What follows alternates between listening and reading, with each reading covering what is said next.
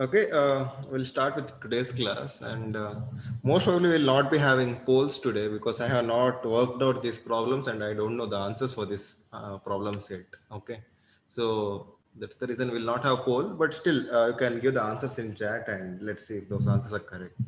And halfway through the class, I'll be starting a new chapter, that is permutation and combination, and we'll see some basic things in PNC today, and good things we'll see in the next class for the PNC. Okay.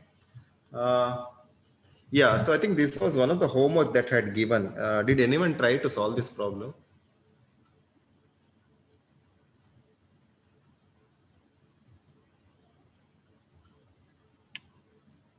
Yeah, I'll go through the question again. Two equivalent regular hexagonal based prisms are divided and rearranged into three equilateral triangular based prisms. So basically, we have two hexagonal prisms are split and then made into three triangular prisms. After rearrangements, the total surface area of all the prisms has increased by 12.5% with the constant height. If the height of each prism is root 3 centimeter, what is the side length of the regular hexagon base in it? Okay, try solving this for 2 to 3 minutes, and we'll discuss it afterwards.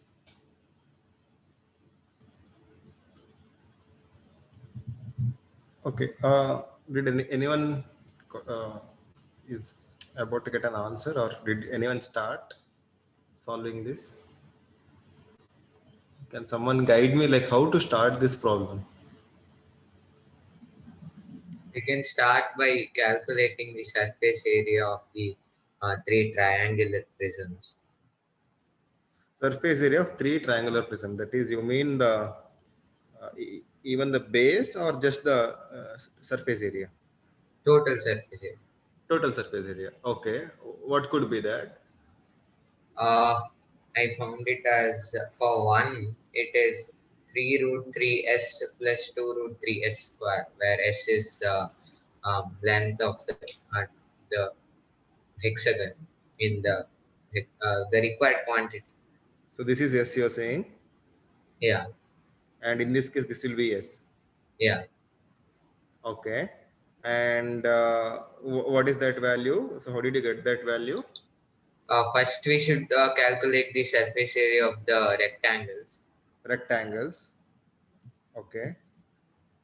Yeah. So I mean the total. You can take the entire rectangle, blue, green, like that. Yeah, like that. Okay. Yellow and blue, something like this, Yeah.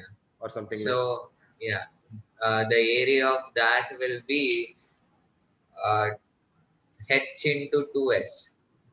Yeah. So if I consider this to be S, so even this will be S. So area of this portion is H into 2S. Yeah. Okay. Area of this portion is 2H into S. Then Then we can find the area of the equilateral triangle that has side 2s. equilateral triangle which has side 2S. Yeah, that is directly given by s square root 3. Yeah. That is directly given by. S square root 3 because the side is 2s, right? So it becomes s square root 3. Yeah. So what is the formula for area of an equilateral triangle? Root 3 by 4 A square, correct? But in our case, this A is nothing but this entire 2S. So when I apply A is equal to 2S, I will be getting root 3 by 4 2S whole square, or root 3 S square. Yes, very good. So now area of this big triangle is root 3 S square. So this much area is root 3 S square. And we should multiply that by 2 We should, because there are two equilateral faces. yeah, so we should multiply this by 2 because there are two equilateral faces. So I will multiply here itself. So we will get 2 root 3 S square. And Then, should I multiply this by any number? yeah, that by 3.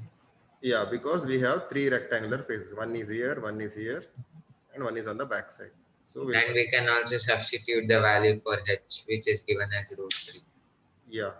So now we can substitute value for h also, which is given as root 3. So it is 6 root 3 s. So area of this entire triangular prism is this plus this, correct? Yeah. Yeah. Then we need to multiply by 3 because it is told that the total area is increased by 12.5%.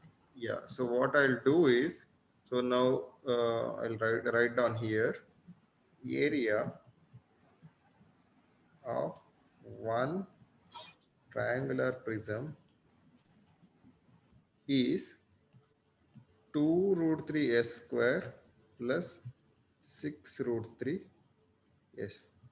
So if I want to find, now there are three of them, 1, 2, 3. So I'll multiply by 3 to this. Okay. So we will get 6 root 3 s square plus 18 root 3 s. Okay. Then, Yeah, and I could only do this much in 2 to 3 minutes. okay. Uh, can someone else tell me like how do I do that for So then we can also find the surface area for the hexagons. hexagon? Yeah.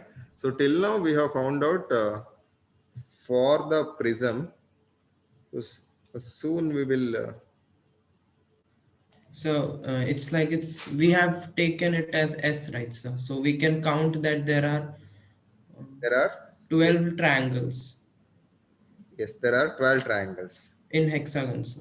Yeah. So there are 12 triangles. 1, 2, 3, 4, 5, 6, and again bottom 6. Yes, sir. And yes, and then we'll take the sides like this rectangle, one is root 3 and one is S. So it's 6 into root 3 times S. Yes. 6 into root 3 times.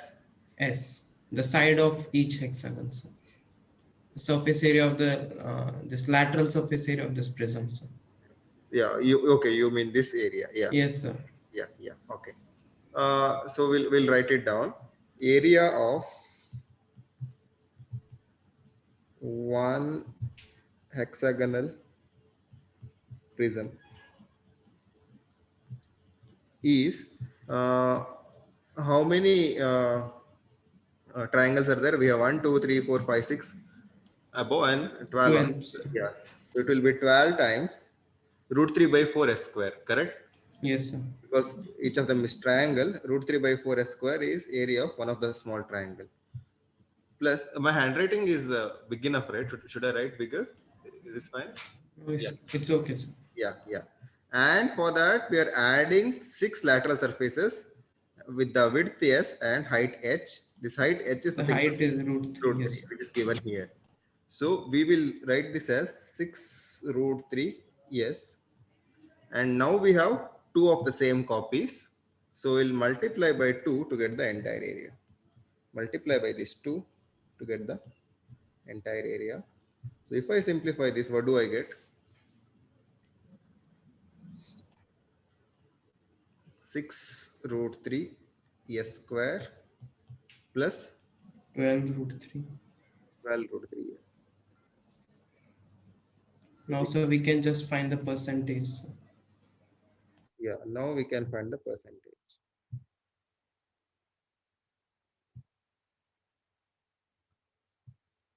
Yeah. Now, what is given? It's given that total surface area of the triangular prism is 12 increased by 12.5%. 12.5%. So what could be the ratio that we have to write? Why this is not going? 125 by 1000. Yeah. So it is said it has increased by 12.5%. Correct. So how do you write this as a fraction? So if I want to write the ratio of area of the triangle to that of the hexagonal prism, 1:8. 1 is to 8. I'm taking ratio of this to that of the bottom one. Is it 1 by 8? They're saying it has increased by 12.5%. It is not 12.5% of the area. It has increased. Is it 1 by 8 or 9 by 8? 9 by 8. 1 plus 1 by 8. Yeah, it is 1 plus 1 by 8. Correct. So it has increased by 12.5%. Correct. So it has increased by 12.5%. So I'll write that word also. It increased by 12.5%, which is nothing but in fraction, it is 9 by 8. Correct. 9 by 8 means 1.125. Correct. No? Or say if you're getting confused, so I'll write it, write this equation again. Area of triangular prism divided by area of hexagonal prism is, say if the original area was 100%, the new area is 112.5%. Correct? Is this correct? Yes, sir. Yeah. So now this is nothing but 112.5 divided by 100. If you divide it by 12.5, you will get 9 by 8. 12.5 8s are 100, 12.5 9s are 112.5. Correct? Now we'll simplify whatever we have. Now what do we have? We have area of the triangular prism. This simplifies to 6 root 3 s square plus 12 root 3 s divided by, sorry, this is 18 root 3 s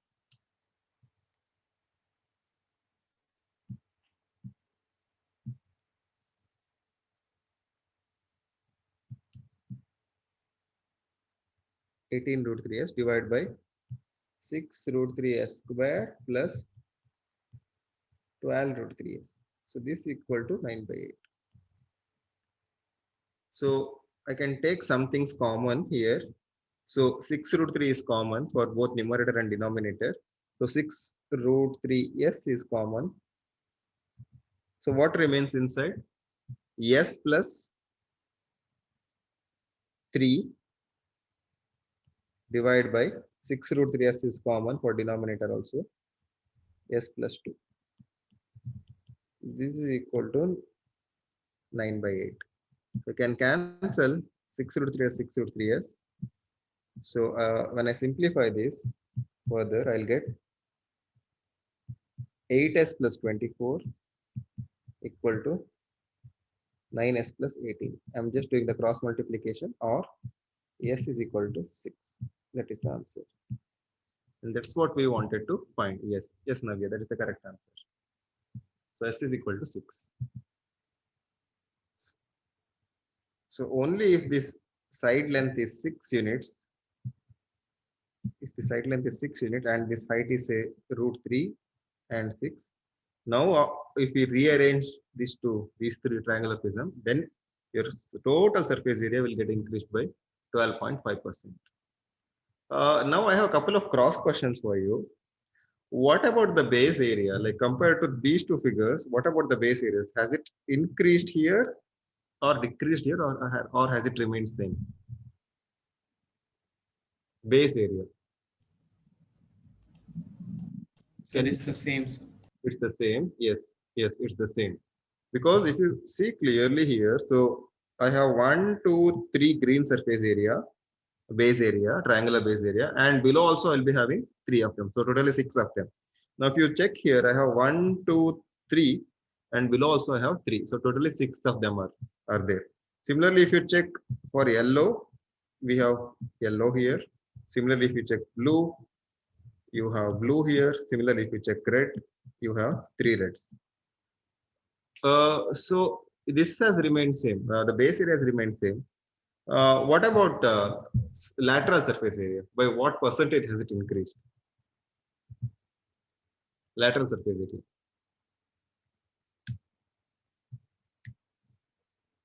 That is my second question for you. Compared to this one, plus this lateral surface area, okay? It's changed to this one. By what percentage it has increased? 50%. Yes, 50%. Yes, that is the correct answer. Because, so if you see here, we have written this equation as base area plus lateral surface area, correct? Here also we have base area plus lateral surface area. Base area has remained same. The lateral surface area which has increased. Base area has remained same, that is these two, but only the lateral surface area has increased. From 12 root 3s, it became 18 root 3s. So what is the percentage increment? It is 50%. So those who are having confusion with the percentage, assume that say you had 12 root 3s. If it became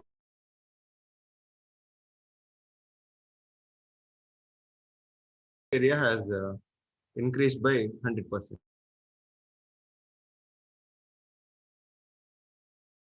Am I audible? Yes, sir. Yeah. So say suppose my base area was 12 root 3s. Suppose it becomes 24 root 3s. Now, suppose something was there and now it has become twice. That means it has increased by 100%. Now, but instead we have 12 root 3. Yes, it became 18 root 3. It increased by only half of the original value. That means it has increased by 50%. Okay. So from here to here, there is a 50% increment in the lateral surface area and the base area has remained same.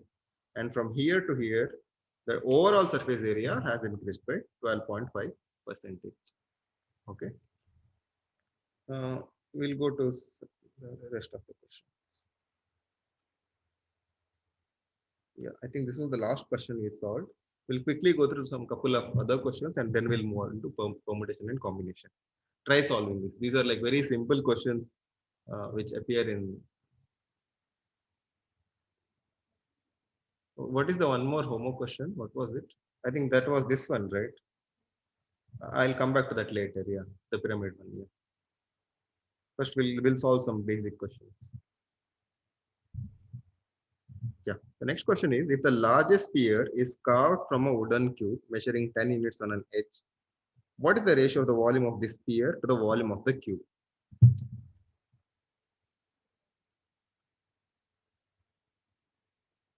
You can take pi to be 22/7 for simplification.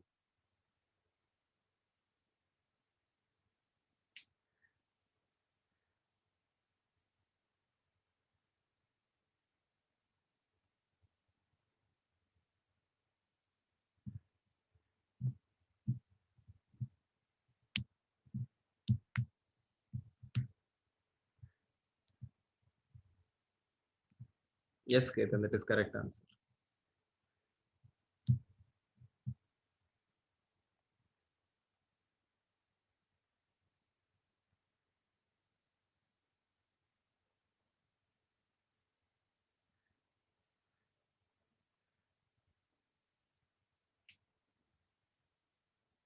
Satvik, yes, that's the correct answer.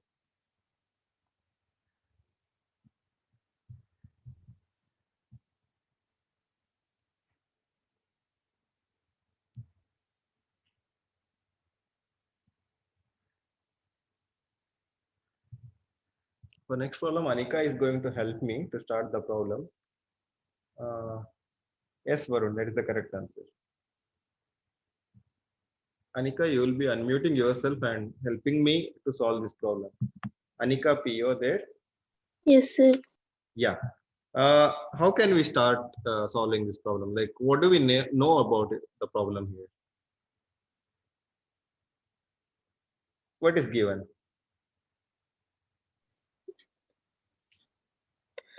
The volume of Yes.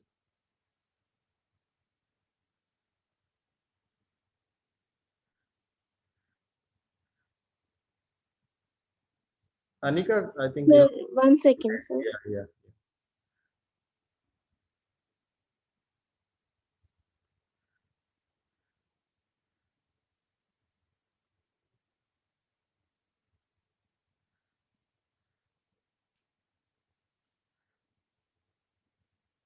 You're still muted, I guess. Yes, sir. So thinking. You can unmute and think. That's fine. And whatever you're thinking, you can tell us. It's okay if it's wrong.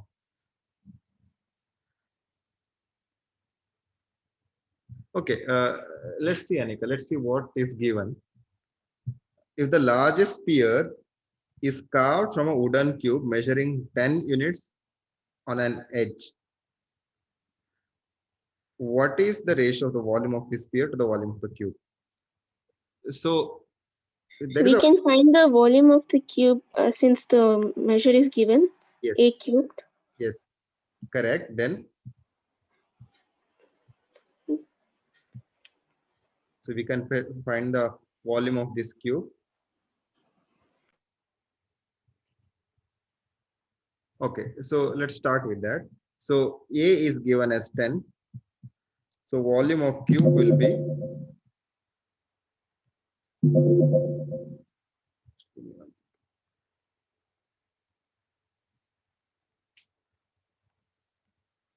volume of cube will be A cube, which is 10 cube. Good. Now what they have asked? They have asked for the ratio of the volume of this sphere to the volume of the cube. To get the volume of the sphere, what do I need to know? The radius. Radius. Yes. How can I get the radius of the sphere? Will it be equal to the edge? Will it be equal to the edge? Can you think about it? Say you have a sphere, sorry, you have a cube, and inside that you're putting a ball. And that ball is in a such a way that it is touching the top surface, bottom surface, left surface, right surface, front surface, and back surface. If that is the case, how can the radius be 10 units? See, it is touching this side and it is touching on the other side also. Correct. And how much is this length? 10. 10.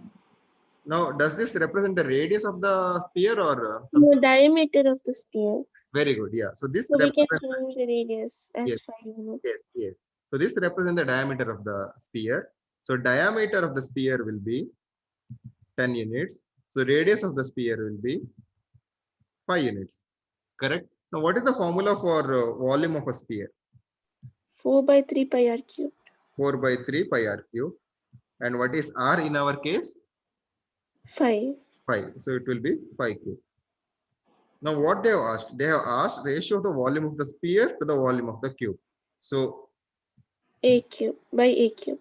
yeah, Vs by Vc will be 4 by 3 pi into 5 cube divided by 10 cube.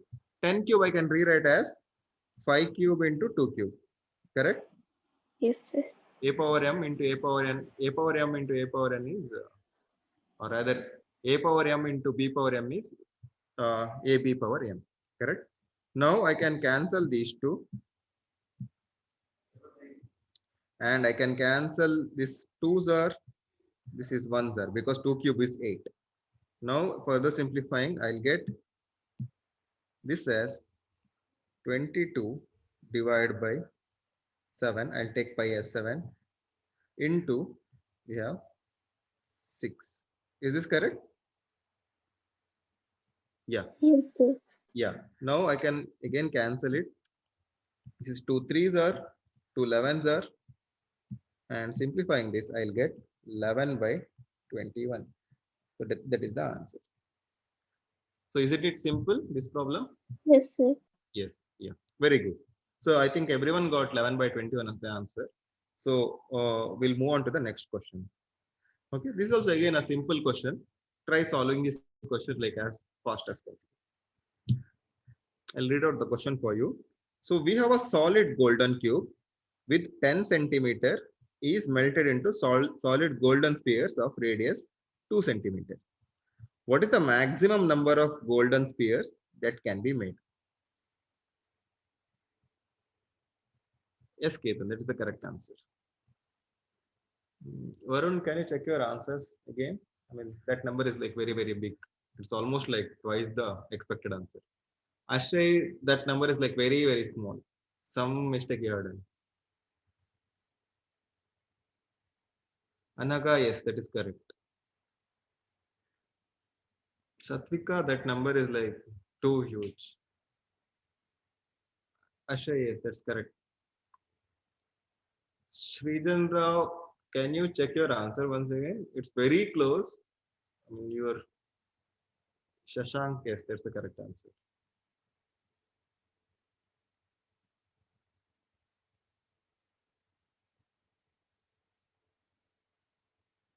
Okay, now I need Shashank's help, Shashank V's help in solving this problem. Uh, Shashank, can you unmute yourself and help me solve this problem? How can I start?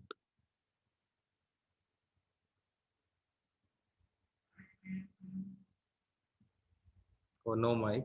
It's okay. Uh, who else who can help me? Navya, can you help me? Yes, sir. So the number of golden spheres will be equal to the volume of the cube divided by volume of one golden sphere. So number of spheres will be total volume of this cube divided by volume of one of the sphere. Why is that? Why are we comparing volumes? Why not areas? Because you're like taking the sphere out of the cube, so volume is necessary. Is that the correct answer? Like to not to take the area? Like I can compare areas, right? I'll get the surface area of this cube. Okay, that is 6 into 100, and I'll get the surface area of this one, and I'll divide that. Then what do you think will happen? Uh, it's logic to say it's volume. The exact words I'm not able to get. Okay. Can someone else speak up and tell me why we are comparing volumes and not area? It is said it is melted, so melting means volume. Melting means volume. Like, to find the volume. Uh, okay. Yeah, that is like almost around 85-90% correct. The amount of substance remains the same. Amount of substance remains same. Okay. And do we define amount as a volume?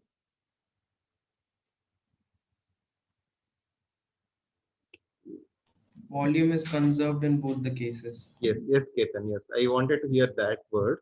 So conservation. So the moment I melt this, okay, the moment I melt this, the volume will be conserved. Correct. Now you melt this and you pour it in a beaker or something. Then you recast into this small sphere. Now you again melt it and you pour it in a beaker. The volume, whatever if you say, if you have it in a beaker, in the first case, if it fills for around this much, in the second case also it will fill for this much, and this is nothing but the volume. Correct? Yes. So volume is conserved. That is the word. Yes, Navya. So I think you wanted to tell that, but you were not getting that word, conservation. Yeah, conserved. Yeah. Okay. Now how do I proceed? Okay. Now I got an idea that volume will be conserved. How do I proceed now? So we need to find the volume of the cube. Yes. How much is that? 1000. Yeah. 1000 cubic centimeter cube. Yeah. And what is the volume of the sphere? 4 by 3 pi r cube. R is 2 here. Yeah. So 4 by 3 into 22 by 7 into 8. 4 by 3 into 22 by 7. R is 2 here, which is 2 cube. So this will be 2 cube is nothing but 8. Yeah. Now this will be equal to n times the n here is because we have n number of balls. So I have to find out what is that n. And how do I simplify this? So this is also the Cn cube. N will be 1000 divided by 4 by 3, 22 by 7 divided by 8. If you simplify this, what will you get? 29. Will you get exact 29? No, 29.8. But they have asked the maximum number. If you simplify this, you will get approximately around 29.8, and the maximum number of solid spheres with radii 2 centimeter that can we have is 29. Yes, so that is the answer. So someone told me our answer is 30. I think you made a mistake while I think you round it off to 30. So we cannot round it off to 30 because the number of spheres we can make is only 29. So this much is wastage. Okay, we'll move on to the next problem. Yes, Ketan, that is correct answer. So we are solving some like very simple basic problems. After that, we'll go to we'll solve some interesting problems. The homework problem is very interesting. Let's see how many of you have solved that. But to solve that, like we need to solve some very basic problems first.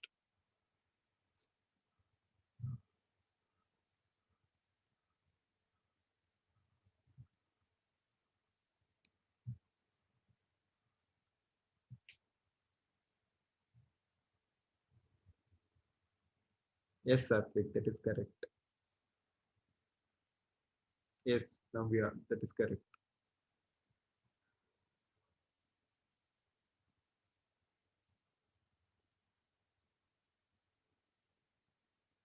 So Sai Pratiksha K will be helping me to solve this problem. Sai Pratiksha, did you understand the problem here? Is the problem clear for you? Yes, Varun, that is correct answer. Sai Pratiksha, quickly read the problem again and explain me like what is given.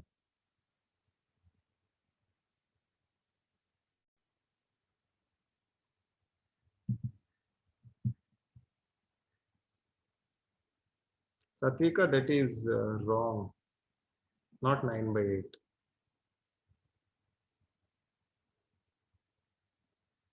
Sai Pratiksha, like, can you unmute yourself? It's okay if it's wrong.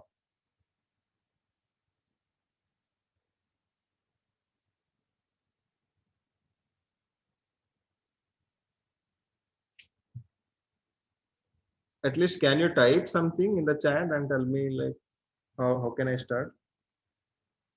Sai Pratiksha.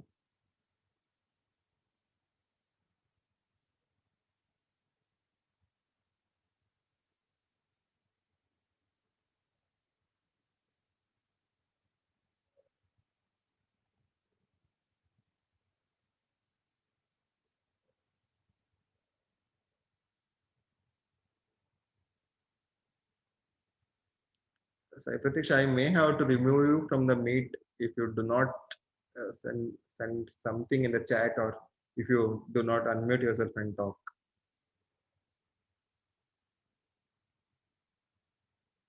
Yes, Sai Pratiksha. Yes, I can see your chat now. So can you tell me like how do I start this? Okay, yeah, okay, I see your messages now. Okay, sorry, it was going to host. Yeah, can you tell me? Yeah, here the height becomes 2h. Yeah, she's telling if you make a cylinder 2 times taller. So initially, say my height was h, and in the second case, height is h1. So I'll write case 1 and case 2. She's telling is in the second case, height has become twice. Yes, and the radius initially it was r. The new radius has become 3 times r. Correct. So we have to find volume in first case and in the second case. So what is the volume in the first case? What is the formula for volume?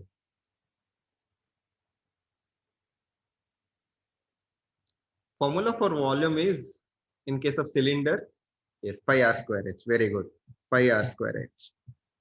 And in the second case, also same pi r1 square h1. So this is nothing but pi into 3r square into h1 is 2h. Okay. If I simplify this, this is nothing but 18 times pi r square h. Now, if you take V1 by V, it will be 18 pi r square h divided by pi r square h. If we cancel this out, this will be 80. Okay, yes, correct answer. Thanks, Sai Pratiksha. So we'll move on. I think most of you have answered 18 for the last question. So this is your next question.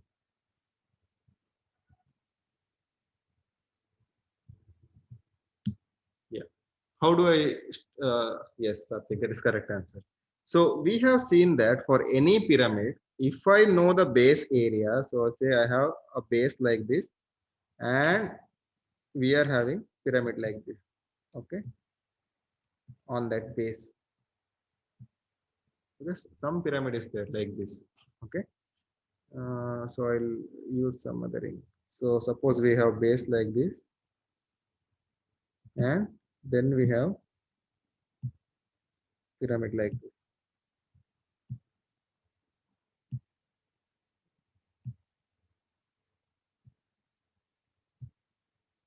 We have seen that if I know the base area, then the formula is always 1 by 3 area of the base into h is the volume of a pyramid. Now here also we have a pyramid, but we have a perfect triangular square pyramid here. So I can find the base area and I need to know the height. Okay, if I know that much, I can get the area, volume. So what is the base area? How do I get the base area? To get the base area, I know that this is a square. I need to know what is this length. Yeah, I need to know what is this length. How do I get this length? Can someone help me to get that length? So in triangle ADB, we can see there is a 90-degree. Yes, in triangle ADB, there is a 90-degree. Yes, so we can use Pythagoras theorem that we can find BD. Yeah, so this is 4, this is 5. By Pythagoras theorem, this will be 3. Yes. Yes. Then we can find BC as 2 times BD, that is 2 times 3, 6. Yeah. BC will be 2 times 3. This will be 6. Yes, so then we can consider that as the side of the square. If this is 6, even this will be 6. So all the sides will be 6 as it is a square. And what is the area of the square? A square, 6 square, which is 36. So this value is 36. And height is anyways given, which is 4. So 1 by 3 into 36 into 4. So you'll get 48 as the answer. So I'll quickly write whatever I have said.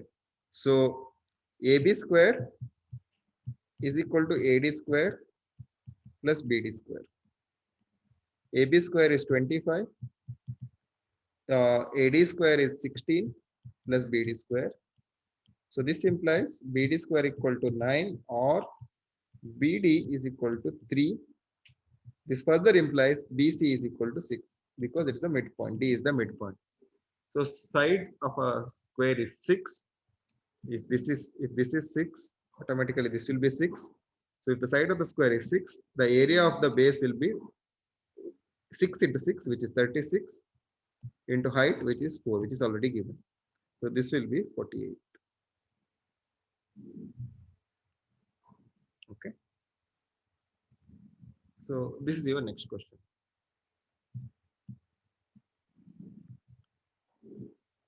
Find the volume of the blue part in the below pyramid. Okay, we'll solve this problem. So we need to find area of this blue part. Okay, we need to find this area.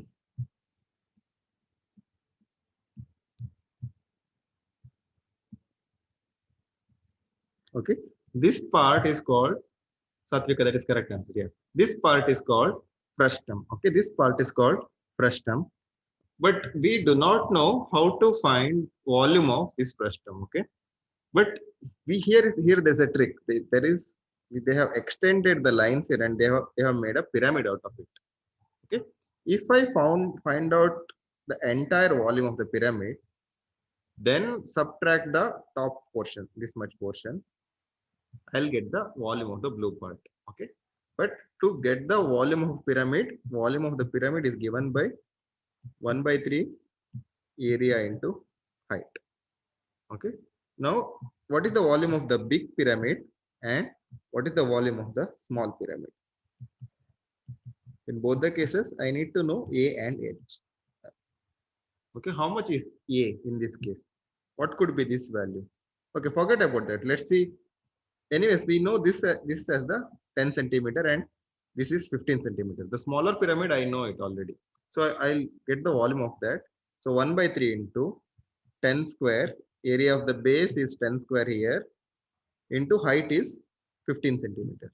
So now I know this volume. What about the bigger pyramid? What could be the height here and what could be the base area? Can someone tell me? Base is 20 centimeter. Yeah, base is 20 centimeter. Why is that? So using similarity of triangle, we can say that. Yes. Now, if you take this triangle, okay, and say if there is a line like this, and say there is a height inside going like this, okay.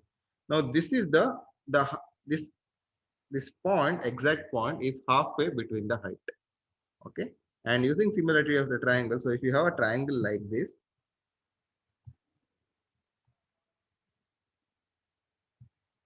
and say if there is a parallel line like this, say if this is H and this is H, say this is H and this is H, and say this entire length is X, now this entire base will be 2X. Okay, that is based on the similarity of triangles. So similarly, the same thing we are doing here also. Now we know that this much is 10, this length is 10, so this will be 20. Okay, so if that is 20, what is this base area? 400, correct? 20 into 20, which will be 400. And how much is the height? Height is 30. Now what they have asked? They have asked this volume. So I have to subtract this volume from this volume. So volume of the frustum. This is called frustum, okay? Is given by volume of the big pyramid minus volume of the small pyramid. So which is nothing but 1 by 3 into 400 into 30 minus 1 by 3 into 100 into 15. If you simplify this, you will get 3500 as the answer. Strijan, is it 3000 or 3500? Can you check it once? Just uh, to simplify this, you can take 1 by 315 common from both the cases. Common factor for this is 1 by 3 into 100 into 30, sorry, 15, and which is the same common factor for this one. Take the common factor and simplify. Okay. We'll go to the next problem. This was the homework problem. Yes, Ketan, that is the correct answer. Shashank, Satvik, yes. Those are the correct answers. Okay. Again, I'll read the question for you. A regular pyramid of square base 7 cross 7 is cut such that another regular pyramid of square base 5 cross 5 is removed. So actually it was a pyramid and now they have cut the top portion and uh, they have cut a top portion such that this base is 5 cross 5 and this height is 3 units. Okay, height between these parallel lines is 3 units, parallel squares is 3 units, parallel planes is 3 units. What is the volume of this shape? How do I solve this problem? Can someone tell me?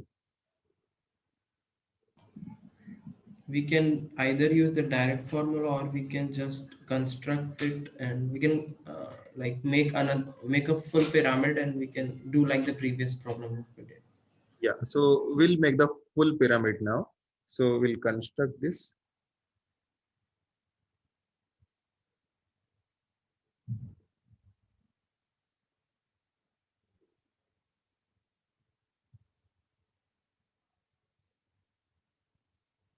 Okay, we have the full pyramid now. And suppose the height, this is my height. Okay, I'll try to draw the height.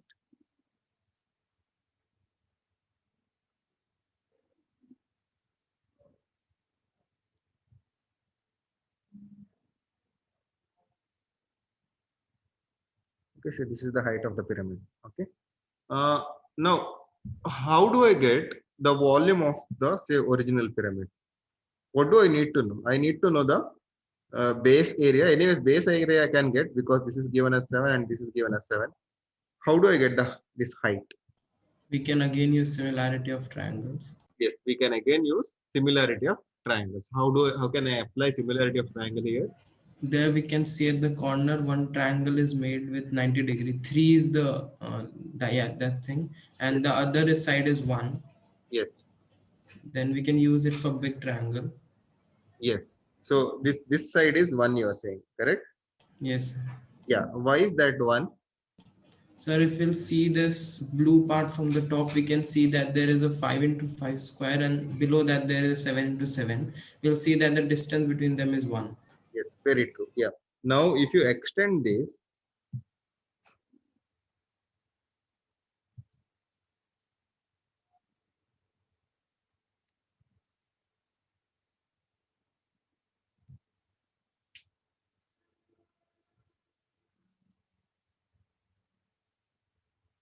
okay, something like if you extend this, so this is what you are seeing actually.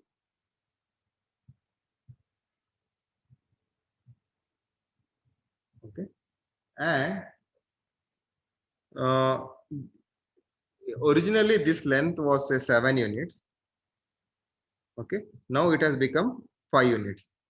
It has decreased by 1 unit on the left and 1 unit on the right. Correct? Yeah. So that 1 unit is nothing but this unit. Okay. For 1 unit decrement, the height has changed by 3 unit. Correct? Then for say 7 unit, this one, what could be height? Is it for the 7 unit? I have to check. 3.5. Sir. Why 3.5? So because we are considering like half of the Yeah. sevens. Yes. Because yeah, we have to consider for half of this. Correct? Because for 1 unit of this is increased by 3 units.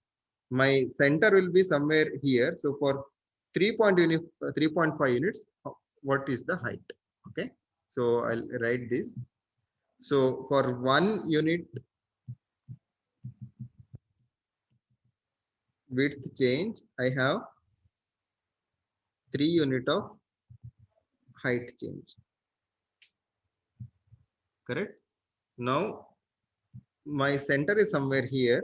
So I have to check for this much unit of width change, what is the height? So I can apply similar triangle. So 3 unit width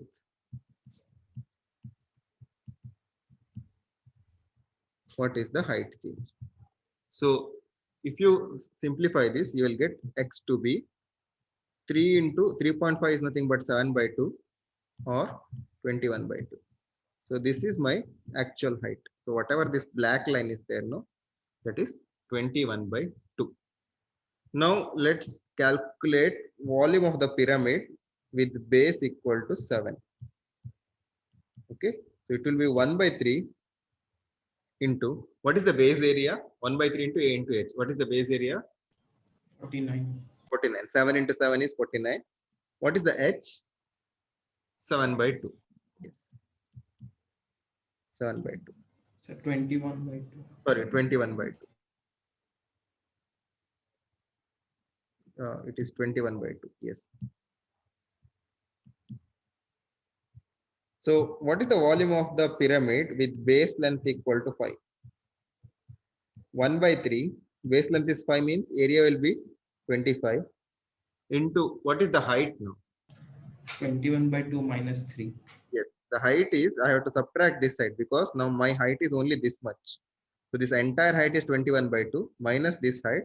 So you will get 21 by 2 minus 3, which is nothing but 1 by 3 into 25 into 15 by 2. Okay. Now to get this blue volume, subtract this volume from this volume. Okay. If you subtract these two, what do you get? So I'll write it here. So I'll call this as V2 and this is a V1. So V1 minus V2 will be 1 by 6 into So I can simplify here. 3 ones are 3 sevens are. I can simplify here. 3 ones are 3 5s are. So now if I do v1 minus v2, I'll get 1 by 2 into 7 cube minus 5 cube, which is 109. Correct? Yes.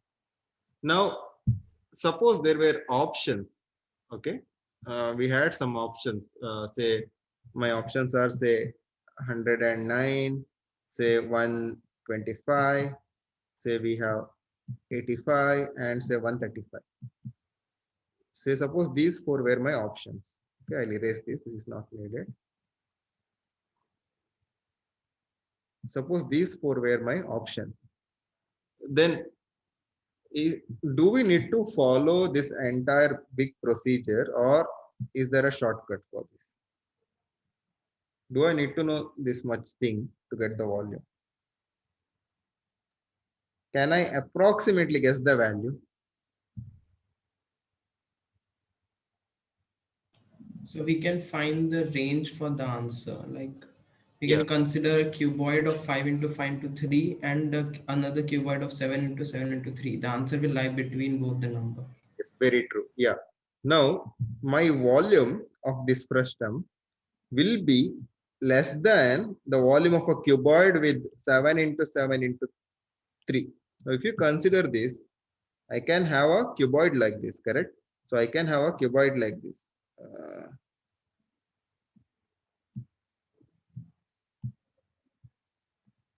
A 7 by 7 by 3 cuboid.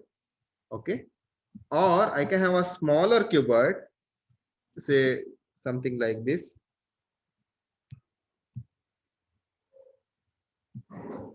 Okay, I can have a smaller cuboid, which is 5 by 5 by 3. My volume is more than, volume of this frustum is more than this 5 by 5 by 5 by 3 cuboid and less than 7 by 7 by 3. So what is 5 into 5 into 3? How much is 5 into 5 into 3? 70. 75. And how much is 7 into 7 into 3? 147. 147. 147. Okay. Okay. Now all the options look same. So now if say with these options, I think we will not be able to guess the answer. So if the options were say little bit far, say if only one of the options were in this problem, I could have guessed it. Now there is another way I can come very close to this one. Can I take average of 5 and 7 and say 6? Volume of this is approximately volume of a cuboid with the base length 6. What happens if I consider that? Do you think we will get an approximate value? Yes, sir. Yeah, we will get a very close value. Let's see what happens in that case. Say suppose if I consider 6 into 6 into 3. So what is this value? 108. 108, yeah. So this is like very close to 109. Okay, just do one thing, like after going home, take different cases by varying this height and taking different numbers for 7 and 5 and calculate the volume of this frustum using the long tedious method and then averaging the base length like we have done this here. Or else we can use the direct formula to find that, sir, Yeah, yeah, without using the yeah. big Direct method. formula we can definitely use, but suppose we don't know the direct formula. In that case, just tell me like, will I always get, if I take the average of the two base lengths, here in this case it's 6, and multiply by height, will this volume be always be closer to volume of the frustum? Okay, just do that experiment. It will, it may save your time maybe in future cases. Yeah, and yes, I think Ketan, you were saying, right? What is the formula for a volume of frustum? Sir, it's 1 by 3 times height, 1 by 3 times height. bracket, the up like 5 square plus 7 square plus 5 into 7. Like, B1 square plus B2 square, yes, sir. Plus B1 plus B2. B1 plus B2. So B1 into B2, B1 into B2. B1 into B2. Okay, I haven't seen this formula, but just cross check everyone. Okay, if this formula is correct or not. Just you can derive this formula. Okay, yeah. Again, what you have to do is you have to take the uh, height and similar triangle and just compare. If you can get the height for both the pyramids in terms of say B1 and B2, then I think you should be able to reach this formula. Just can everyone quickly cross check if that formula is correct or not in our case. Let's just check it. 1 by 3 into 3. What is B1 square? 25. What is B2 square? 49 plus 15.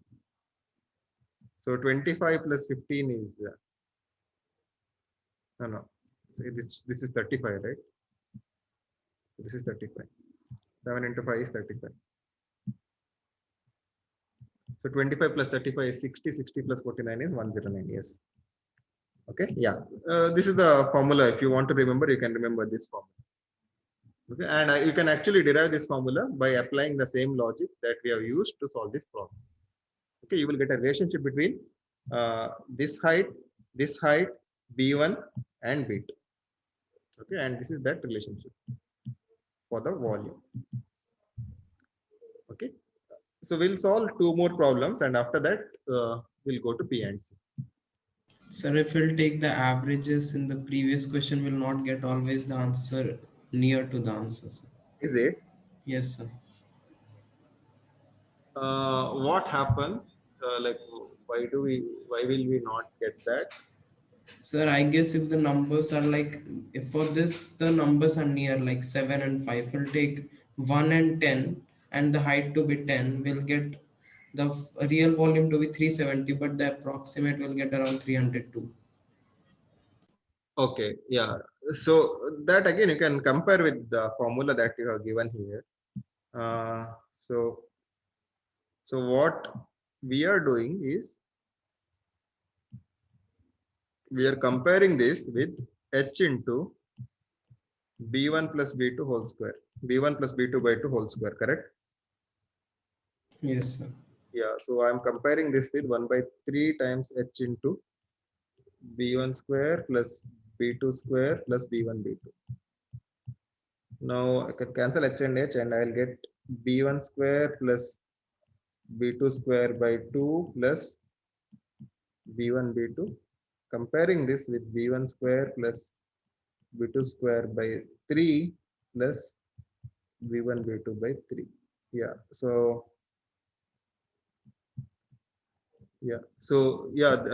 they are not that close. It all depends on what is my b1 and b2. If my b1 and b2 are like, I think, very close, these two numbers may come very close. Okay. Anyways, this is another we have to check the equalities, like if this when these two things come closer. Okay. If you are interested, I can continue here. Should I continue, or you can check it at home, like when these two equations will, for what values of, what is the relationship between b1 and b2 for which these two equalities come very close. Okay, you can check that. But this is just a way of telling, like if you have say 5 into 5 into 3 and 7 into 7 into 3, we can approximately place ourselves in such a way that like we may end up choosing correct answer if you don't know how to solve this problem. Okay, and sometimes you can take the average also, sometimes it might work. Okay, yes. So yeah, this is your next problem. 3 identical tanks are shown above. The spheres in a given tank are the same size and packed wall to wall. If the tanks are filled to the top with water, then which tank would contain the most water?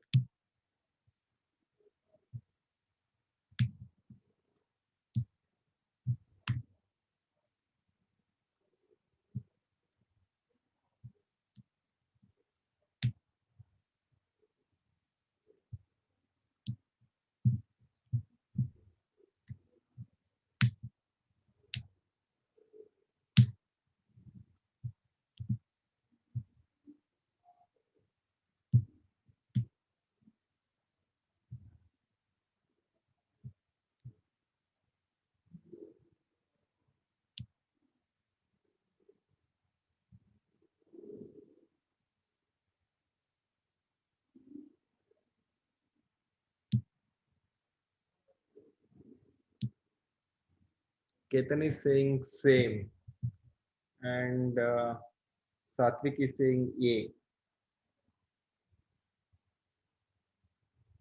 Navya is saying same. Varun is saying C.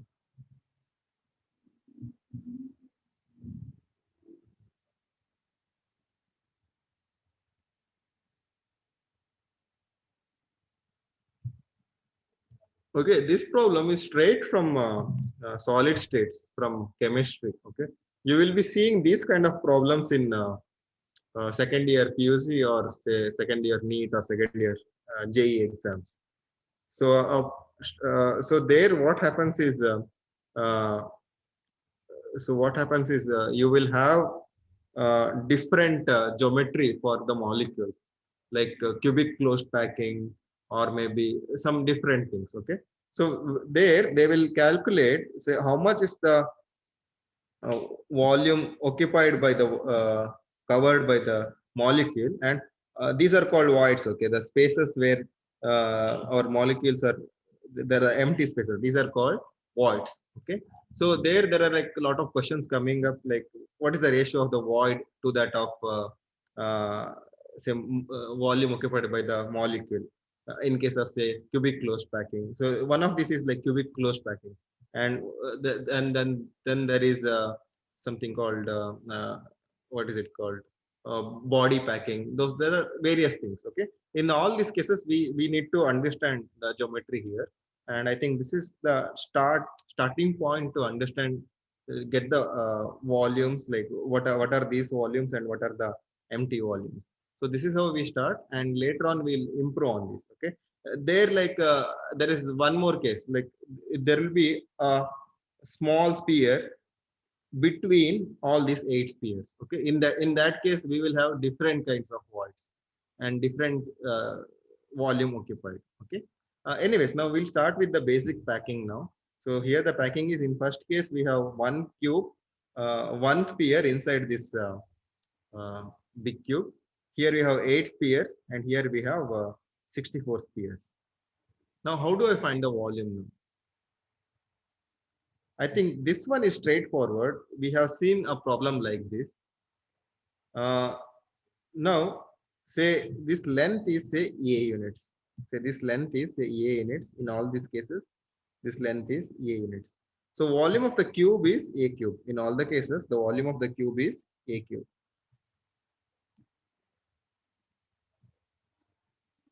Now I have to subtract volume of the spheres to get the empty space, which will be nothing but uh, volume of the water which we pour into this. Now, what is the volume of the sphere in this case? Can someone tell me?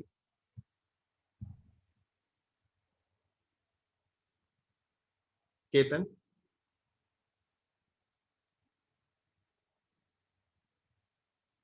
Navya, can you tell me what is the volume of this sphere? 4/3 pi a by 2 the whole cube. Yes, the radius is a by 2. So volume formula is 4/3 pi r cube, 4/3 pi into a by 2 whole cube. Correct? So this is my first case. So in second case, if you see carefully here, this entire length is A. So this entire length is A. 2 times diameter of each sphere is A. Correct? Or 4 times radius of each sphere is A. So radius will be A by 4. Is it correct, Navya? In the second case? Yes, sir. Yes. Yeah, I'll repeat again. So this entire length is A.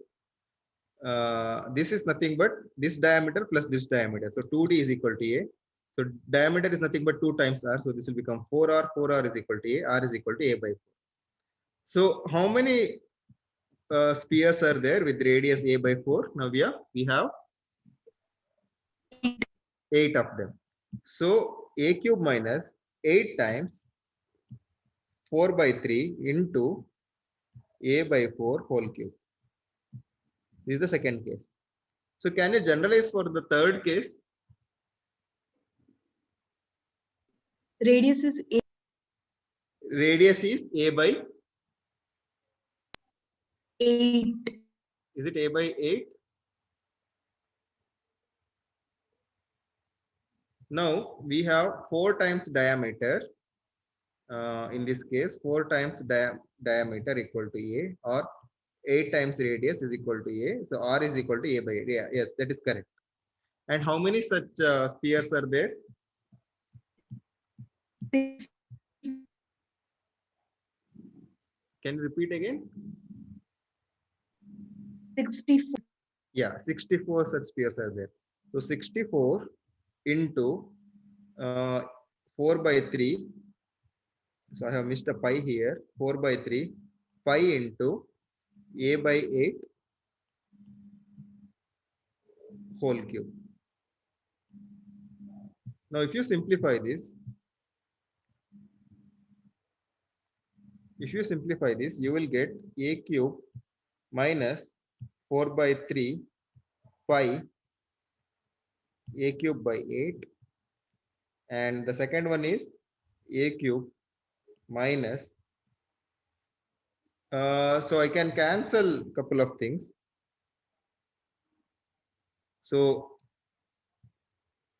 what will I do is, so this is nothing but,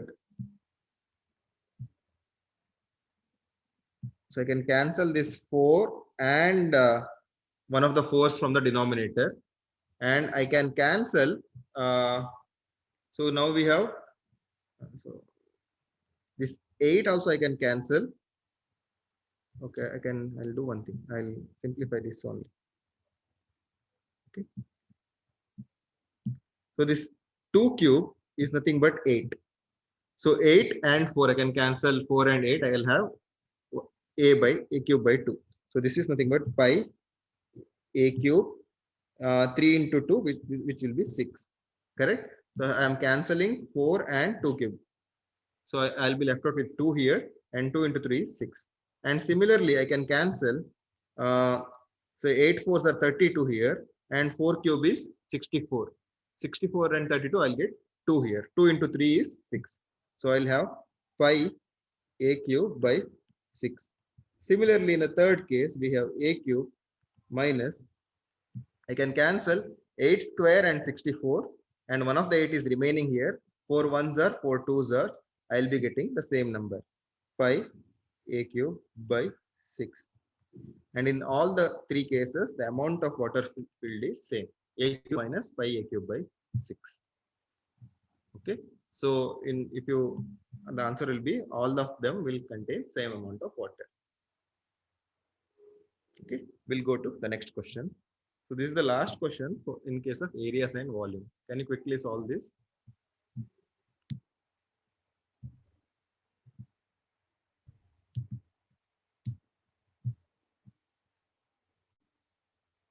Satvik, can you check your answer again? Shashank, I think that's the correct answer. Yes, Ketan, that's the correct answer. Okay. Yes, Anaga, that is the correct answer. Anaga, can you help me solving this problem? Like, how do I start now? Can you speak up, Anaga? Unmute yourself.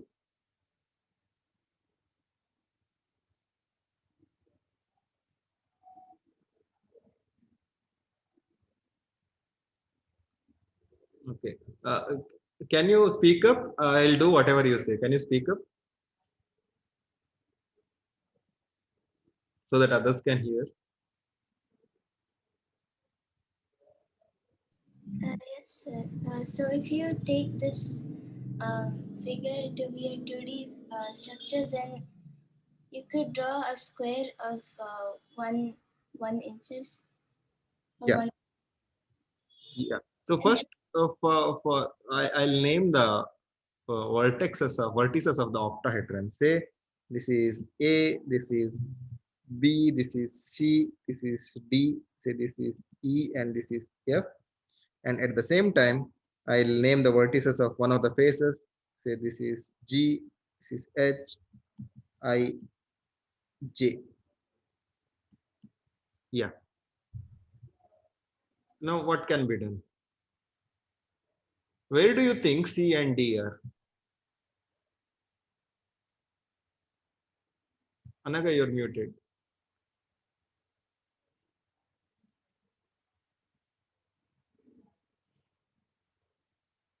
Okay. Can someone tell me where is C and D? Different sides of the cube. Or you meant different faces of the cube? Yes, sir, different faces of the cube. Yes.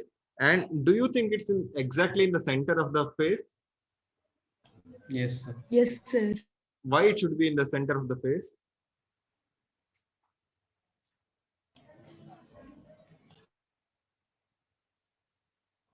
Ketan, you're muted. Sir, octahedron is like there will be a square prism, square based prism pyramid in which we can see the apex is exactly the from the base, it's exactly perpendicular in the middle of the base. Correct. Yeah. So it's because of the symmetry we are having this. So each of the vertices are in the center of the face. Okay.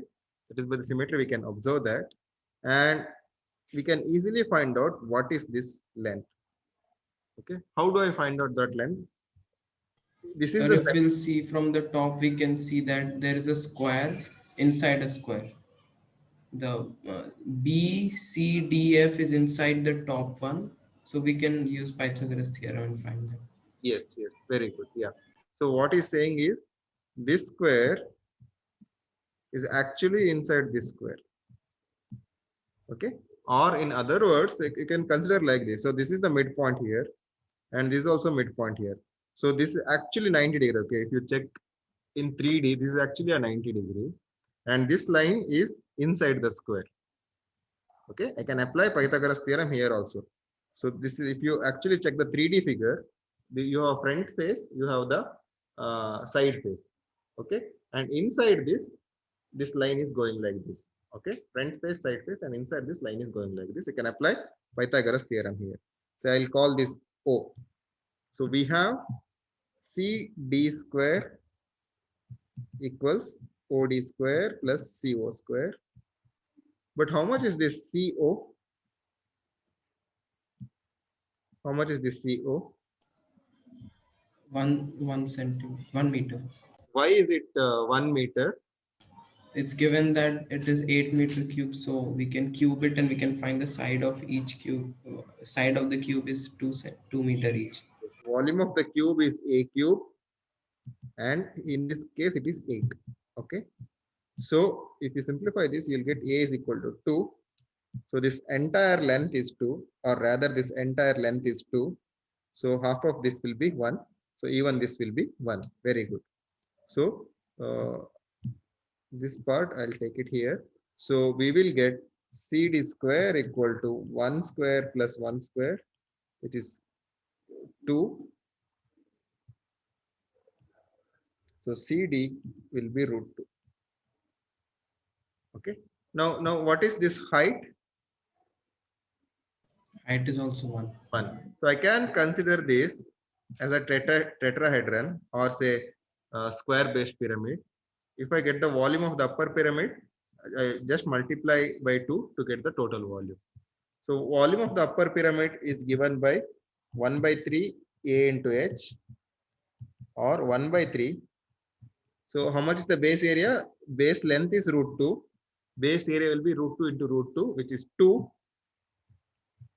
And height is, anyways, we have calculated already, which is 1. So this will be 2 by 3. So this is the volume of the upper tetrahedron or upper pyramid. So to multiply this answer by 2, you will get the total volume of this octahedron. So 2 into 4 by 3, which is 8 by 3. This is the total volume. Okay. Yeah. So we'll start with a new chapter, permutation and combinations. Okay. So have you heard these two words, permutation and combinations? Anyone has heard these two words? Yeah, Ketan is saying yes. Where, Ketan? So is it there in your school syllabus? Yeah, of course, in maths. Yeah. So, like, did you use this permutation and combination anywhere in your, say, uh, lifetime? Did you use this? Forget about maths book. Did you use this in? Uh, do you apply this permutation and combination logic anywhere? Real life application anywhere you have seen?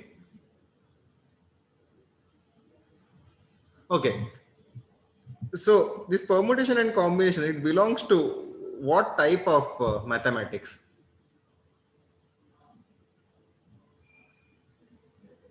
So what do you think? Yeah, it is combinatorics. It is combinatorics. And what does combinatorics deal with? If you speak up like that would be really, really nice for me. So can you unmute and tell me, like, what is combinatorics? Shashank, can you unmute yourself? Everyone, like whoever is It's all answering. about counting. Yes, it's all about counting. Yes. So it's all about counting. So do you do this counting thing in your daily life? The counting? What kind of counting do we do in our daily life? Shashank, can you unmute yourself and tell me the same answer?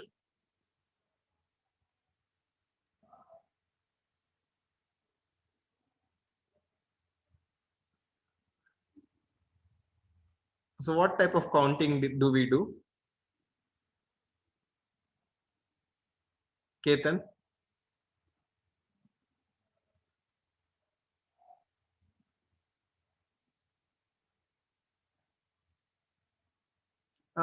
Maybe I think you might have seen this.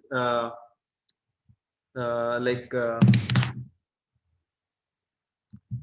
counting, say, number of options that you have. Say suppose you want to go from one place to another place, say from here to Mysore, and from Mysore to Bangalore, and from Bangalore to Delhi. Say you are taking a flight, okay, and you were doing various types of counting. Okay, if I go from, say, Mysore to Bangalore, to, say, from Bangalore to Mysore by bus, then from Mysore to Bangalore by bus, by train, then from Bangalore to Delhi, I can take these flights. And for each of the routes, say, you will have different options, and you will do like various countings. You will do various. We say we'll do that permutation and combination, and after doing all these things, and I have decided that okay, I'll take bus first, then train, then flight to the Delhi. Okay, so this is the basic example that we see in counting. Okay, but there is something called basic counting principle in mathematics. Okay, you might see a very some big words here, but I'll explain what exactly this is. Okay, uh, the fundamental counting principle is a rule used to count the total number of possible outcomes in a situation. Okay, we will have a lot of situation in our daily life. It is a rule to count all those outcomes. What it states is, if there are n ways of doing something and m ways doing another thing after doing the first event. Okay, so this is very important, that is after doing the first event. So I am doing n ways of something and m ways of doing another thing after that. Then there are n cross m ways to perform both these actions. All that we have to do is I have to multiply number of possible outcomes. In other words, what it is saying is, when choosing an option for n and an option for m, there are n cross m different ways to do the both action. Okay, this is also called product rule in mathematics, but this we have been doing like from childhood, maybe from age of 3 or age of 4, but unknowingly we were doing it, but now we are seeing the mathematical version of that. Okay, so let's straight away go. We'll solve some very basic problems which we have been solving when we were kids, and let's try to relate it to the maths. Okay, so this is your first problem in fundamental principle of counting. Uh, Quickly give me an answer for this, okay? And tell me why is that answer. So the problem is, you go to check out 3 books at the library, and you want one history book, one science book, and one fantasy book. The library has 50 history books, 90 fantasy book novels, and 30 books about science. How many combinations of books do you have to choose from?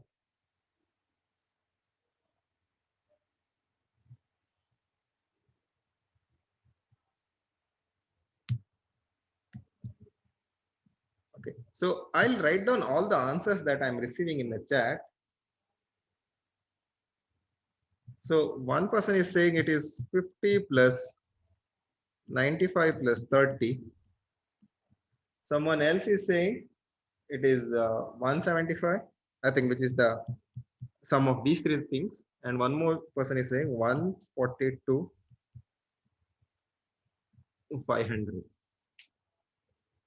Okay, let's simplify this problem. Instead of taking these big numbers, okay, let's take smaller numbers.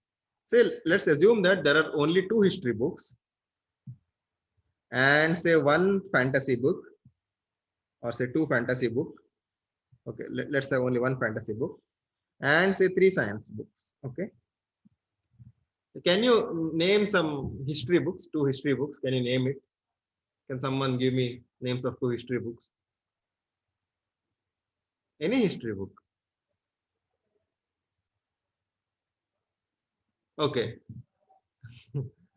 Varun is saying NCERT is the only one I know. Modern history 2, Indian history, European history. Okay. So we will. Can I consider Game of Thrones as a fantasy novel, or should I consider this as that as a history book? Okay. So we'll do one thing. We'll take better names. Say Akbar and Birbal. Okay. Akbar and Birbal is my first history book. Second one, any other name for history book? Okay, Indus civilization. Okay, Indus civilization. So I'll give some other color for this. Indus civilization.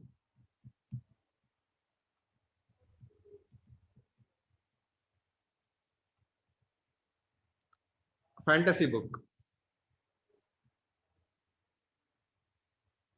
Game of Thrones? Or you want Harry Potter? Okay, Game of Thrones. Okay.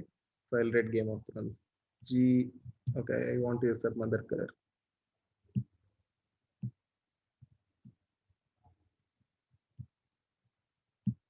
Science book.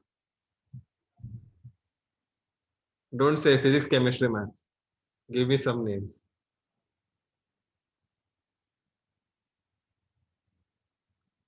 Okay, can you tell me one book in physics at least that you have read?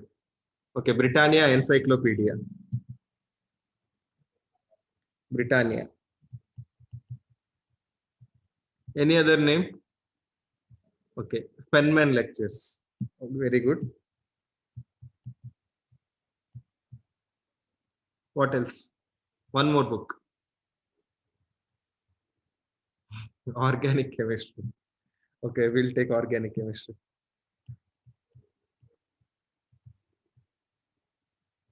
Okay. Now my aim is to choose one book out of history, one book out of physics, one book out of science. Okay. Okay. Someone is spamming Halliday Resnick.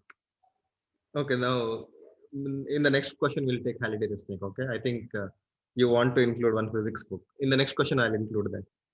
Okay. Now I want to choose one history book, one fantasy book, and one science book. Okay.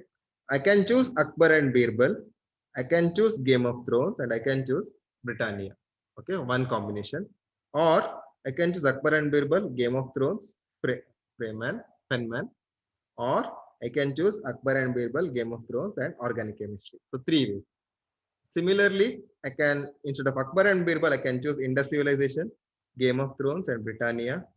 Indus civilization, Game of Thrones, and Penman, and this one, organic chemistry. So we have 6 ways. What would have happened if I had, say, 3 fantasy books?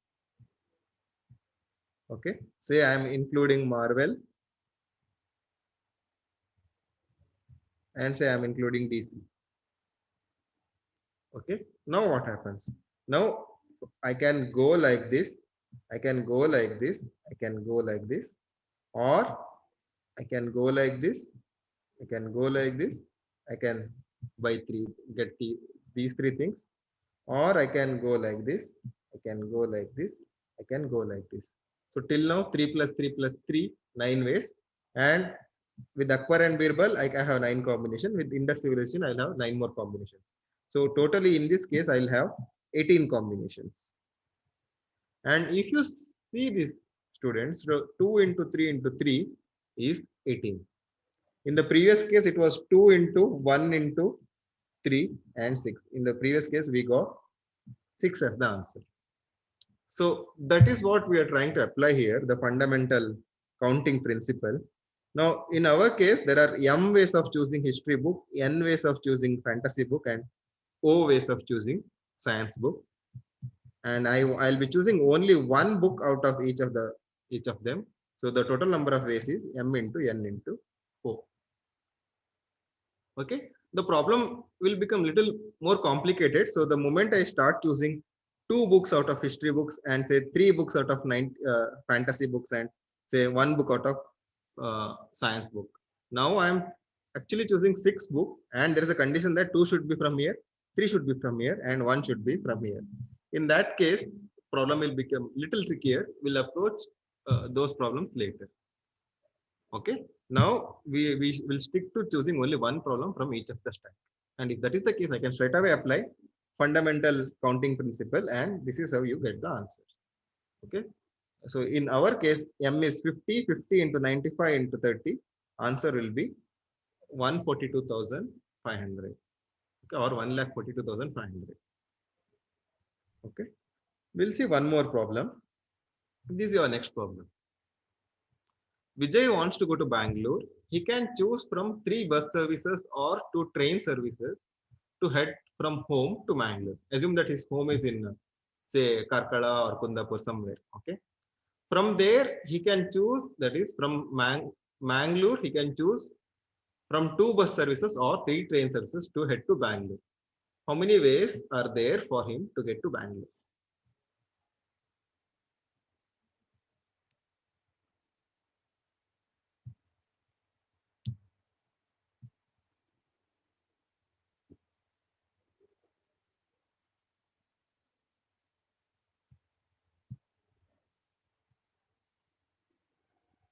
Yes, Sathik, that is correct answer. Okay. Yes, Varun, that is also correct answer. So what we'll do is, suppose here is his home.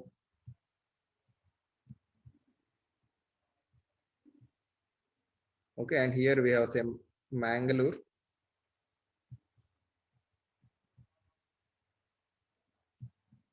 So here we have Mangalore and here we have Bangalore.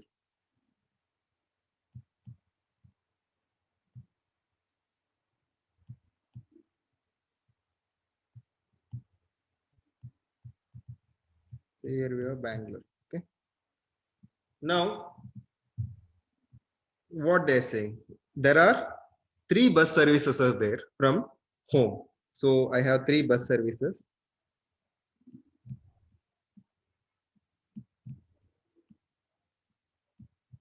And 2 train services.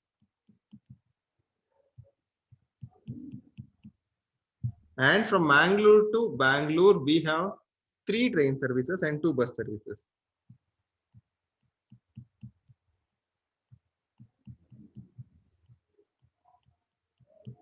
And 2 bus services.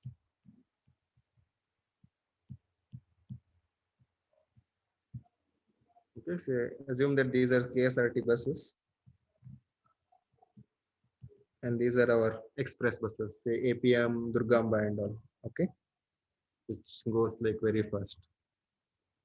Ketan is saying I'm good in drawing. Thank you. Actually, I'm very bad in drawing. Okay, so but somehow my drawings are becoming better after taking classes for you guys. Okay, anyways, thanks for the comment. Let's say now I can, okay, I'll name this also, say this is Durgamba, and say this is TMT. This is KSRTC 1 and KSRTC 2. Okay, and here also say this is yellow train, this is red train, say this is green train, and this is pink train, and say this one is blue train. Again, I don't know. Okay, you wanted Rajdhani Express. Does Rajdhani Express go to Bangalore from Mangalore? Does it take that route? No, right? Yeah. So if it was from Udupi to Mangalore, yes, we could have written that Rajdhani. I think it passes Udupi station also. But I don't think it stops in Udupi station. Yeah, but it takes the Udupi route. Yes, anyways, I don't know like why I'm drawing so much for such a simple problem. Anyways, I have already drawn something, so let's continue with that. So I'll take APM, I'll go to Mangalore, then I'll take green line, I'll go to Bangalore.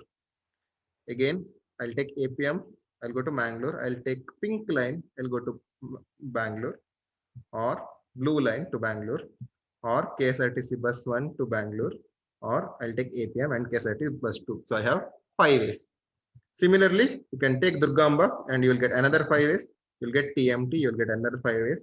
Or you can take the yellow line, you'll get another 5 ways. You can take red line, you'll get another 5 ways. So basically there are 5 ways to choose this and 5 ways to choose this. So all that you have to multiply is 5 by 5 into 5, which is 25 ways.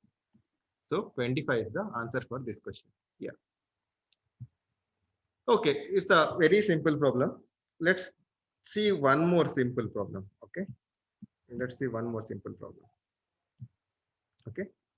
So we have 6 friends: Andy, Bandy, Candy, Dandy, Andy, and Fandy. Okay. They want to sit in a row at the cinema. If there are only 6 seats available, how many ways can we seat these friends? Ketan is saying 6 factorial, which is 720. Shashank is also saying 6 factorial. Sarthik is saying 720. Navya is saying 720. So I think most of you have learned what is factorial. We'll see that factorial again. Again, maybe in future. So for now, the answer is 720. That is correct. But how do we solve these kind of problems? So first, we'll make 6 seats for these guys. Okay.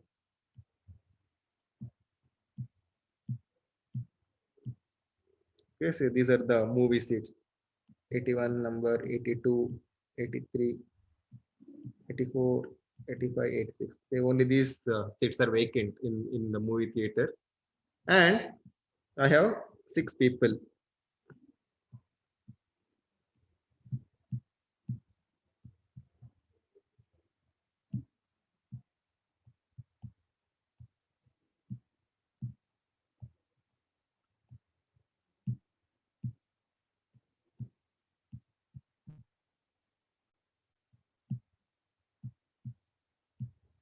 Yeah.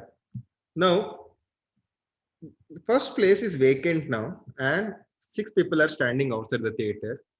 I can have any one of them placed here, right? So I have 6 ways to place.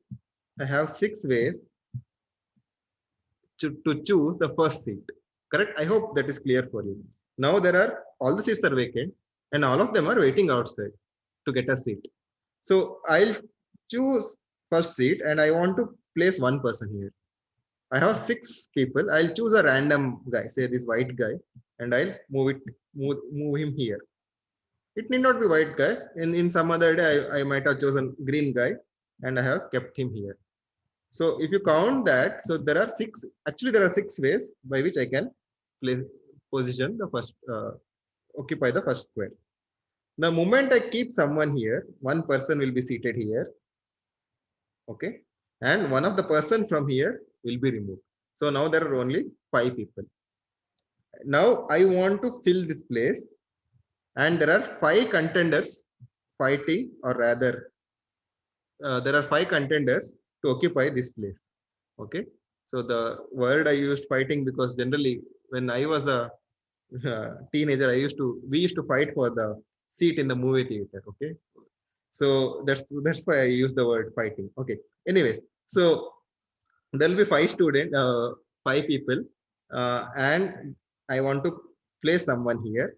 So again, I'll have 5 ways.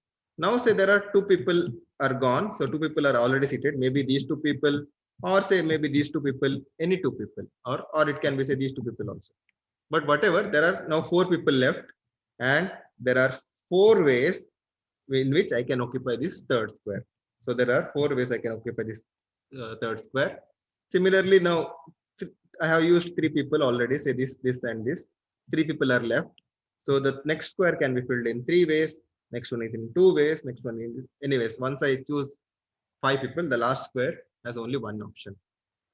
Now again, all that I have to do is I multiply all these, and I'll get 720 as the answer. Why did I multiply all this? Any idea? What you can do is, instead of having these many people, you can start with 3 people. Yeah. Instead of having these many people, we can have just 3 people and 3 boxes. Say like this. Say A, B, C. Then in how many ways I can place them? So it can be A, then BC, A, then CB, B, then AC, B, then CA, C, then AB, C, then BA. So it was 3 into 2 into 1, which is equal to 3 into 2 into 1, which is 6. The same logic I'm applying here. So here I got 1, 2, 3, 4, 5, 6. I multiplied 3 into 2 into 1, which is 6. Now here also you can name them, and these names, and you can keep arranging them like this. So you will get 720. And the shortcut is just multiply all these numbers. Okay. I have a cross question for you. Suppose there were only 3 seats. Okay. There were only 3 seats. And 6 of you want to watch that movie. In how many ways I can arrange this? Now 6 of you want to watch that movie, but there are only 3 seats. In how many ways I can give the seats? Yes, it is 120. Yes, Ketan and Sathi, that is correct. See, now I have only 3 seats. First seat, anyways, I have 6 ways to fill. Second seat, once the person is filled, I have 5 ways to fill. Third seat, 2 people I have already placed. Now for the last seat, there are 4 people are there. So I'll have 4 options to fill. So I'll have 120 ways in which I can give 3 seats to 6 people. Yes. What if more number of seats are, okay, Satvik is asking, for example, what if more seats are available? Say 6 friends and 7 seats. 6 friends and 7 seats. In that case, what do we do? How do we solve such kind of problem? Is it 7 factorial? Shashank is saying 7 factorial. Is it true?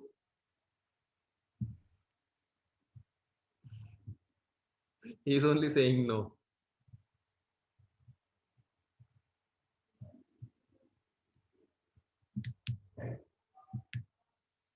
See, it is what thing first you have to do is, anyways, the first answer that you got 720, that is correct answer. Okay. For that, you need to multiply something. What is that something? So Atvika is saying we can assume there is 7th invisible thing. Okay. So I'll tell what is the question again. So the question is, say there are 7 seats like this. 1, 2, 3, 4, 5, 6, 7. Okay. And there are 6 friends. How do we do that? First, what we do is, first we choose 6 seats out of these 7 seats. Okay. First, we choose 6 seats out of these 7 seats. There is a way to calculate that. I'll tell that later. Once you get that, okay, then you multiply that by 720, because there are 720 ways of arranging these people. That we have figured out already. For that, all I need to multiply is the ways in which I can choose 6 seats out of 7 seats. Okay. It's not 9 into 6 factorial. It is something else. We'll see that later when we actually deal with permutation or combination. Now it can be 720 into 7. It can be. Let's see. Okay. Yeah, we'll see that problem later. I think that is correct now. Yeah, 7 into 720. We'll see that later. Okay. And someone had told 7 factorial that time. I think that is the correct answer. We'll see that later. Okay. Yeah. If it's a 8 seat, it is not 8 into 720. Okay. The answer is something else. It is not just 8 into 720. For that, we need to know something about combinations. So we'll do that later. No, this time I think it's wrong. Not 8 into 7 into 720. Anyways, we'll see that later. Okay. We'll solve one more problem on this and we'll wind up for today. Okay. Try answering this question. My toy piano keyboard has 7 distinct white notes, letters A to G in English alphabet. I'm going to create a melody by playing 3 random notes. I'm not allowed to repeat any notes, and the melody cannot be ended with E, F, or G. How many different melodies can I play? And they have given a couple of examples. I can play the melody C, G, A, but I cannot play A, F, A because A is repeated. Also, I cannot play A, B, E because E cannot be the last note. So Shashank has written some answer. Can you multiply that and tell me what is that answer?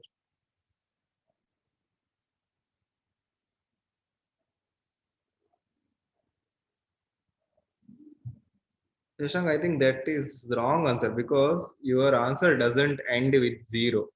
Whatever the numbers you are multiplying, last digit is not 0 for that. But in options, at least in all the 4 cases, the last digit is 0. Ketan, I think that is the correct answer.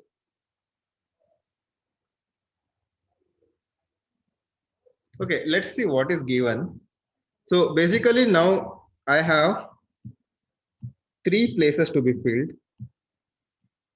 And I have how many contenders for that? I have 7 contenders for that. That is A, B, C, D, E, F, G. Correct? But the problem is there are 3 people or 3 nodes, that is E, F, G, who do not want to occupy this. How do I calculate in this case? Can someone give me a head start? Like how do I do that? Ketan, can you speak up and tell me? So we can first find how many total combinations are there and then subtract how many combinations have E, F, G at the last. Yes, very good, Ketan. Yeah, that is a good observation. So what I'll do is I'll get the total combination and I'll subtract violating combination. If I do that, I'll get the actual combination.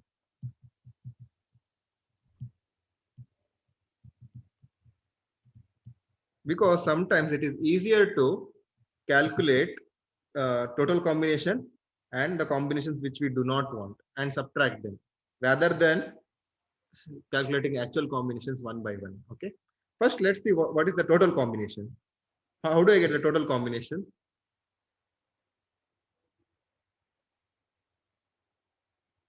Ketan, can you speak up? There's 7 times 6 times 5. Yeah. So the first node can be filled in 7 ways, second node can be filled in 6 ways, third node can be filled in 5 ways. Minus. Now, what are the violating combinations? What does it E, F, and G at the last. Yes. So in violating cases, we have, I can put E, F, G, any of them in the last place. So we have 3 ways. And then 6. Yeah. Now I have filled the last place. Out of 7, I have used 1. So 6 nodes are remaining. So I can fill the first place in 6 ways. Now 2 nodes I have used out of 7 nodes. Now 5 nodes are remaining. So I can fill second node in 5 ways. If you do this calculation, you'll get the answer. So answer will be 7 into 6 into 5 minus 6 into 5 into 3. 6 into 5 is common. So 30 into 7 minus 3 or 120. 7 minus 3 is 4. So 30 into 4 is 120. So this is the answer. Is this clear to everyone? Okay.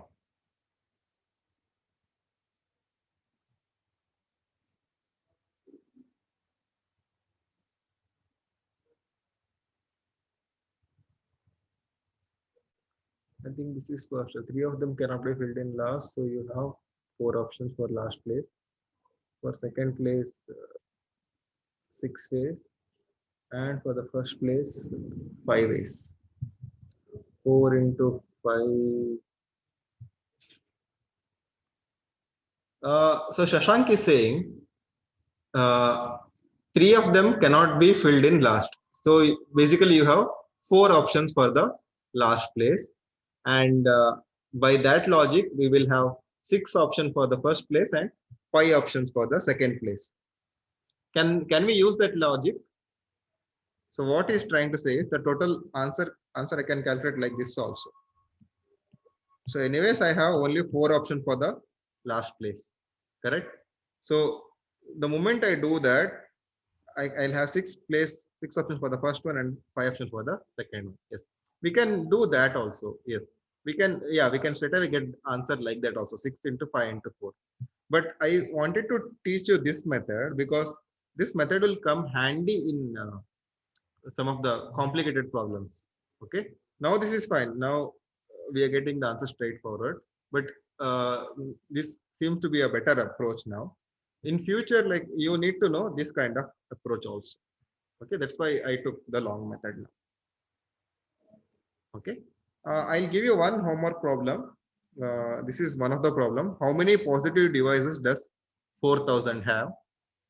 Use fundamental counting principle to get this. And also one more problem that I want to give is this one.